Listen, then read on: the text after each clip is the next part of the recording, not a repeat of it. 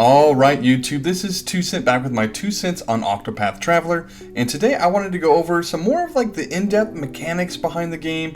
I haven't seen too much of this out there, and I think there's some confusion in the community on just exactly how some of this stuff works. So we're going to be starting a series, and today we're going to be covering buffing for your characters. So if you haven't already, please hit the subscribe button. It really kind of helps me out on my way to 1,000 subs there, and let's get into the video. Alright, so basically I've pulled this straight out of the text in game, and we're going to be looking at the limits based on character, and it shows target is the traveler, so yourself, and or target enemy. Obviously we're going to be looking at just the augmenting effects for this video, because we're going to be talking about buffing, and really at that rate we're not going to worry about the enemy at all, because their augmenting effects and enfeebling effects will kind of come into play when we talk about debuffing the enemy and how they their skills will interwork there. So looking at just buffing our augmenting effects, it says the limit is 30%. However, the aforementioned limits are calculated separately for battle skills and support skills. For example, physical attack up 30% as a battle skill plus physical attack up 30% as a support skill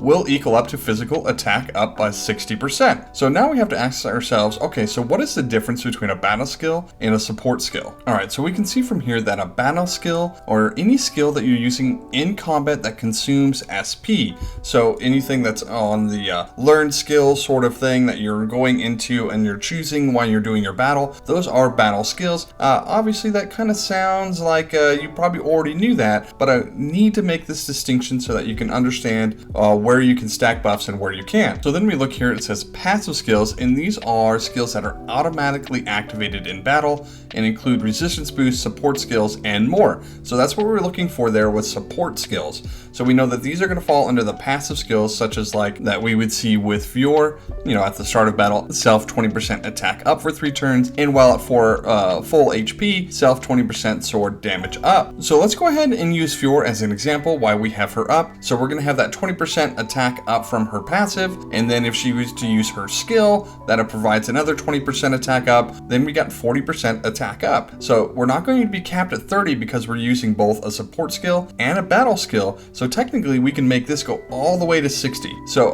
we're also going to get that 20% sword damage up. So really we're going to get 40% attack and then another 20% damage up from it being sword based abilities for her. Now let's see what happens when we add a paired unit for her. Okay, for this example I pulled out Nina, and we can see here that at the start of battle, Nina and the ally in the same row get a 10% attack up for 3 turns. So if you look down there, we still have our 20% battle from, you know, Fior casting a buff for herself.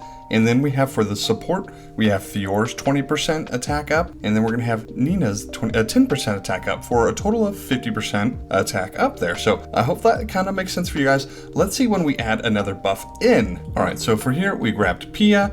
Pia is going to come in, she's going to do her AoE taunt, and it's going to give the full front row 15% attack up. So Fior during that same turn is going to buff herself for that 20% attack up. So from just the battle in general buffs, she's going to have 35% attack up. However, it's going to cap at 30, so she's only going to receive 30% from that. And then the support skills from Nina and from herself are going to give her another 30, so she's going to get a full 60% attack up on top of her sword 20% damage up. So she's going to be sitting pretty nicely as far as buffs go. So this is pretty much where we're going to end up on wanting to be able to buff our units, is get them to basically this point. And then the way obviously of increasing more damage being done is to then debuff the enemy. And so we're going to go over that in our next video. So stay tuned for that.